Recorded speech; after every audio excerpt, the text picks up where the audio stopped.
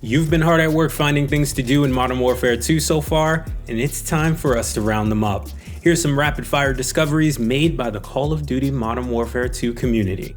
Battlefield fans are gonna raise an eyebrow a little bit at some of the crossover sandbox goofiness that Call of Duty has, particularly in Ground War and Invasion, and how you can farm XP with vehicles.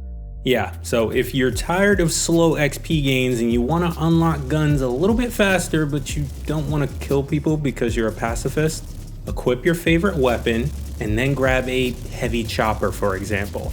As your team starts spawning, you get objective points which goes towards your weapon XP. And now that I've said that out loud, they're probably gonna patch it, aren't they? Ugh. The community has also discovered a broken way of weapon farming by placing a suppression mine on top of tanks. It's really rare, but if you can pull it off, it's a jackpot. If that's really hard for you though, the best case is just to play objectives in combat vehicles. And since we're talking about XP, keep in mind that different playlists give you better opportunities to rack up more XP. And in this case, I'm talking about Invasion. Farm the bots. Feel like a god and watch your level rank up. Okay, back to vehicles. You can put a trophy system on your vehicle and it'll take out most explosives and sometimes even kill streaks. You can carry your team from point to point without them actually needing to be in a seat. So if you've got a vehicle full, there's still more that can join on the roof or hanging on the sides like a garbage man. And don't forget, there's a button now to climb on the roof. Those of you that have played the campaign will recognize this from the convoy mission. And speaking of transporting your team around, why not carry your friend on the skids of a helicopter? It's real, we tried it, it's imperfect, but it's hilarious. For movement, some vehicles can actually float, such as APCs, which is great since water is a significant part of the Modern Warfare 2 battle maps. Also, don't be afraid to use bomb drones against small vehicles. And finally, players have discovered that you can parachute into the enemy heavy chopper, but you have to be fast about it because it's out of bounds. Short and sweet, you ever use your tactical sprint and run out of gas just a second too soon? No problem, just melee and run again. You're welcome, thank me later. Quality of life settings are not just a PC player advantage anymore. And if anything, this one goes out to you PlayStation 5 and Xbox players who are probably getting wrecked by skill-based matchmaking and crossplay with PC.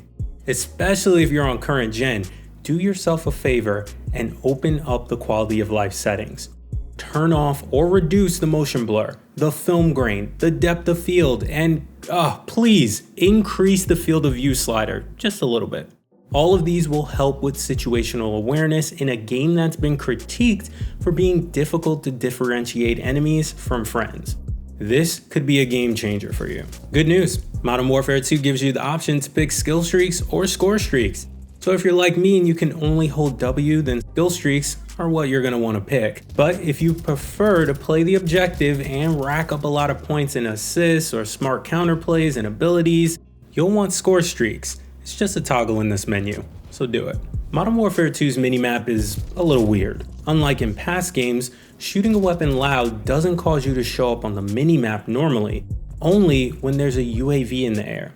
A suppressor only keeps you from showing up on the compass located here. The compass will show a red dot to indicate where enemy players are shooting from, and the dot gets larger the closer you are. With a UAV in the air, even with the ghost perk, if you shoot unsuppressed, you'll show up on that minimap. But with the ghost perk and a suppressor, you'll finally be able to stay off of it. Without the ghost perk, you'll still show up on the minimap when suppressed, but you'll just fade a little bit faster. So don't be surprised if enemies still find you quickly after you shoot. So let's say you want faster ADS. Unlike in previous Call of Duty games, you'll want to use fewer attachments. Basically, any kind of weapon attachment that improves your handling, stability, recoil, and so on comes at the expense of ADS speed. So less can be better here, believe me. A fully kitted gun might get outclassed by someone using an SMG from the hip. But keep an eye out though, because there are undoubtedly some combinations you can make where there's a solid trade-off. But in my opinion, ADS is definitely worth it over any other stat. And on that front, players have also found some stiff penalties for trying to aim quickly from tac sprint or even from regular sprints, so slow down, bro. Bullet penetration is pretty nuts in this game, provided that you use the ammo that actually adds more penetration. Most walls and cover can be shot through, which means you can dish out some deadly combos by using a spotter nade and then unleashing havoc with a high capacity mag weapon. Even if you don't take them out immediately, you can still have a good amount of suppression, which makes me want to use this in larger game modes like Ground War. Modern Warfare 2 has some pretty fascinating sandbox variety. Aaron Sampson and David Amati hopped into a private server and just dished out test after test, seeing what would win, shock sticks or C4. Is it possible to hack a Claymore? And just how thick of a wall can you shoot through? So make sure you stay tuned to GameSpot for that vid because it's coming next week. And until then, we'll see you soon. That's pretty cool. Can you light it off now? Probably now, yeah. Now that it's like fizzled off.